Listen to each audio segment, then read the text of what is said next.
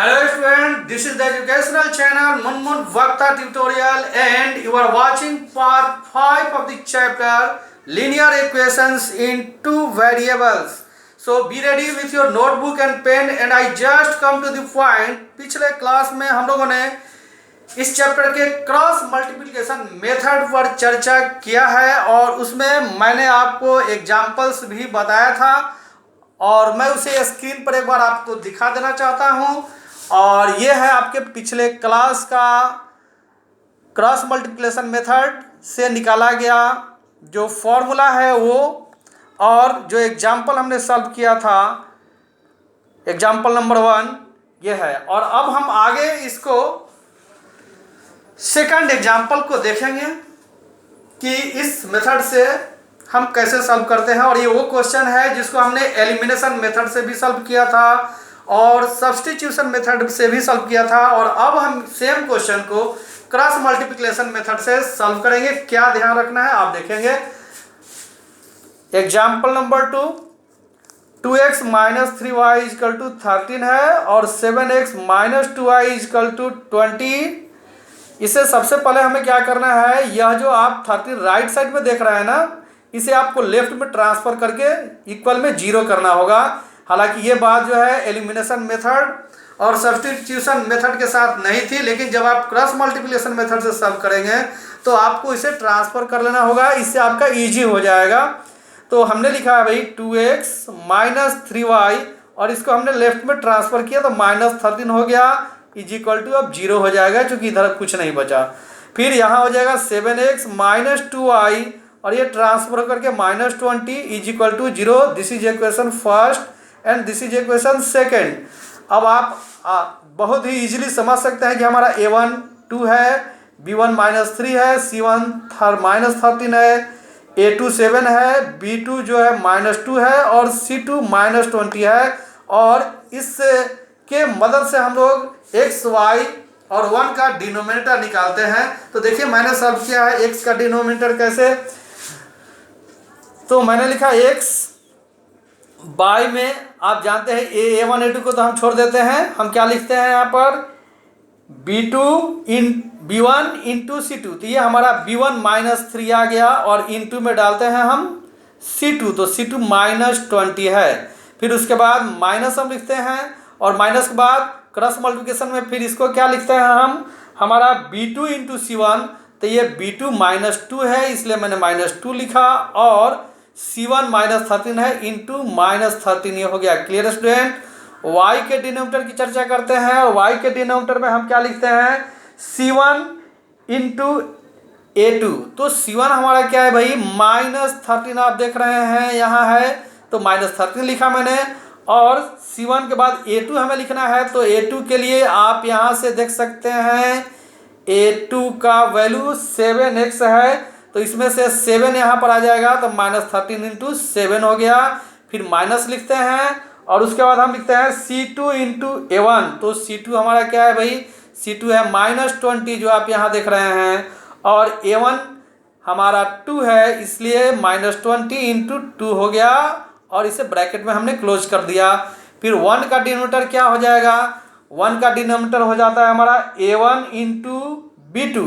तो a1 हमारा 2 है, आप यहाँ देख सकते हैं a1 और इंटू जो है b2 है, तो b2 हमारा माइनस 2 है इसलिए हमने लिखा है 2 इंटू माइनस 2। और माइनस के बाद हमारा फिर क्या हो जाता है a2 इंटू b1। तो a2 क्या है भाई, इसको ज़रा देख लें, a2 जो है 7 है इसलिए हमने यहाँ 7 यूज किया है और इंटू में b1। तो b1 हमारा क्या दिख रहा है यहाँ पर माइनस 3 दिख रहा है यहाँ पर ये, तो मैंने माइनस 3 लिखा है। Clear student. अब इसे आइए सॉल्व करते हैं। x बाई हो जाएगा माइनस 3 इंटू माइनस 20 प्लस 60 हो जाएगा और ये माइनस माइनस मल्टीप्लाई होगा तो 13 टू जा 26 और ब्रैकेट के पहले माइनस आ रहा है इसलिए पॉजिटिव आंसर जो है निगेटिव में कन्वर्ट हो जाएगा, इसलिए होगा 60 माइनस 26। y का डिनोमिनेटर क्या होगा आप देख रह सकते हैं 13 7 जा माइनस 91 होगा। फिर यहाँ आपका माइनस 20 और इंटू 2 है जिससे बनेगा माइनस 40 और माइनस 40 जो है चेंज होकर के प्लस 40 हो जाएगा, क्योंकि इस ब्रैकेट के पहले माइनस दिख रहा है। 1 का डिनोमिनेटर क्या होगा, 2 माइनस 2 जा -4, और ये हो जाएगा 7 3 जा -21, जो कि माइनस होने की वजह से प्लस हो जाएगा, तो ये हो गया -4 + 21। क्लियर स्टूडेंट, आगे बढ़ते हैं। और अब आप देख सकते हैं कि x = 60 में से 26 को जब लेस करेंगे 34 आ जाएगा, इज इक्वल में आएगा y बाई -91 + 40 को सॉल्व करेंगे -51, और ये हो जाएगा 1 बाई -4 + 21 को सॉल्व करेंगे तो 17। क्लियर स्टूडेंट, अब यहाँ आपको ये x वाला जो वैल्यू आपको दिख रहा है x के साथ, ये 1/17 के इक्वल है, तो इसको और इसको लेकर हम x को सॉल्व करेंगे तो हमारा आ जाएगा, ये बाई CM करेंगे तो 17x इज इक्वल में बनेगा 34, तो x जब हटाएंगे तो 34/17 हो जाएगा, जो 2 जा बार में कट कर x का 2 आंसर दे रहा है। क्लियर स्टूडेंट, अगर हम इसको लेंगे y के साथ इस इक्वेशन को, तो हो जाएगा हमारा y × 17 और इक्वल में -51, तो y = हो जाएगा -51 और बाई में ये 17 जाएगा, जो कि 17 -3 बार में इसको कट करेगा, तो इसलिए हमारा x = 2 और y = -3 आंसर आ गया। This is your answer. हमें उम्मीद है आप इस एग्जाम्पल को अच्छी तरह से समझ गए होंगे। चलिए कि और नया एग्जाम्पल समझते हैं, और इस बार मैं एक नया एग्जाम्पल लेता हूं जो कि पिछले बार जो है नहीं लिया गया था, और एक फ्रैक्शनल रेशनल नंबर को मैं लेकर चलता हूं कि अगर रेशनल नंबर आता है तो आप क्रॉस मल्टीप्लिकेशन मेथड से उसको कैसे सॉल्व कर लेंगे। तो आप एग्जाम्पल नंबर 3 को वॉच कर सकते हैं स्क्रीन से। आपके पास ये एग्जाम्पल नंबर 3 दिख रहा है, 1/x + 1/y = 7 and 2/x + 3/y = 17, where x is not equal to 0 और y is not equal to 0, यानी कि x और y 0 के बराबर नहीं है, ऐसा मानते हुए आपको सॉल्व करना है। तो आप देखिए कैसे सॉल्व कर सकते हैं इसको।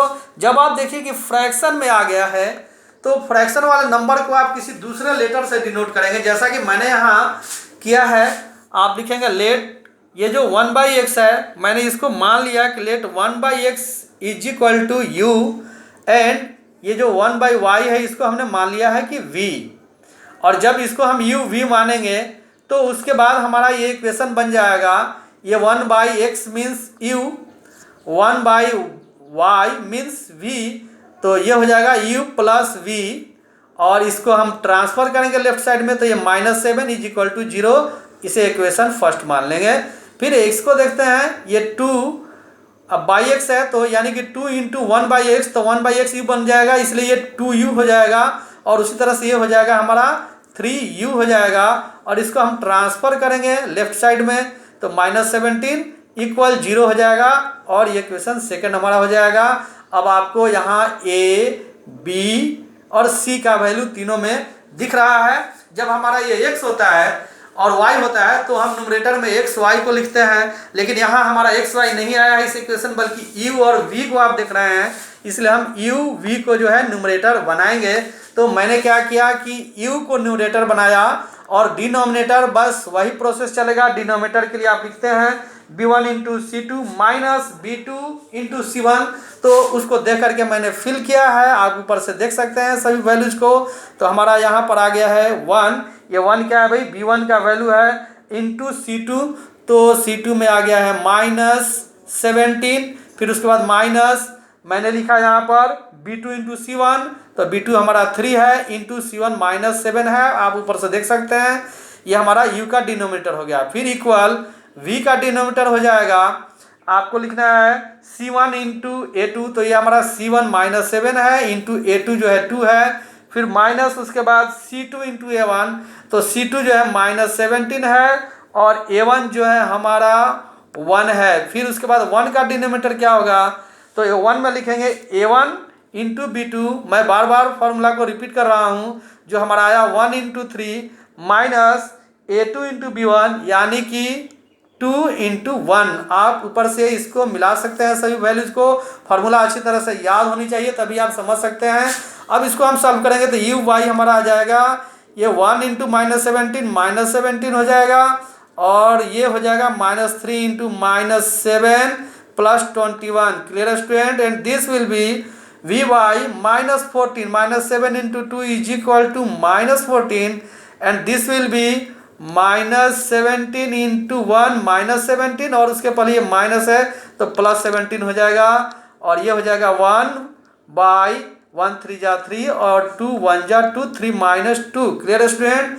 नेक्स्ट लाइन हमारा होगा u इजकल टू -17 + 21 को सॉल्व करेंगे हमारा +4 आएगा।